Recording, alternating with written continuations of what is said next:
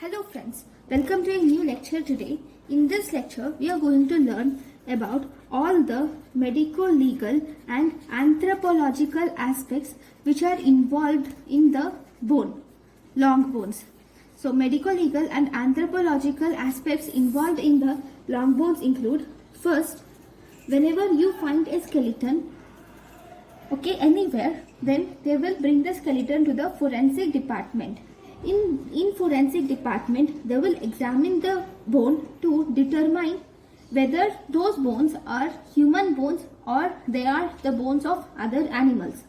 Then they will determine whether the bones belong to one person or they are the bones of different persons, that is more than one person. With the help of the bones, we can determine the skeletal age.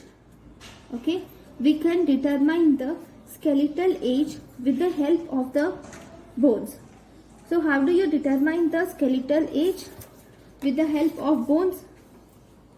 Different bones, different skeleton, like from upper limb, lower limb, all these by assessing them, especially with the help of the secondary centers of ossification and the fusion of epiphyses, will help us to determine the skeletal age of the bone. The bones can also be used to assess the sex of the individual. There are specific features which are present in pelvis and the skull, which will help us to estimate the whether the bones belong to a male person or a female. This topic is dealt in detail in forensic and has been uploaded. Please watch that video. This bones are also useful for estimation of height.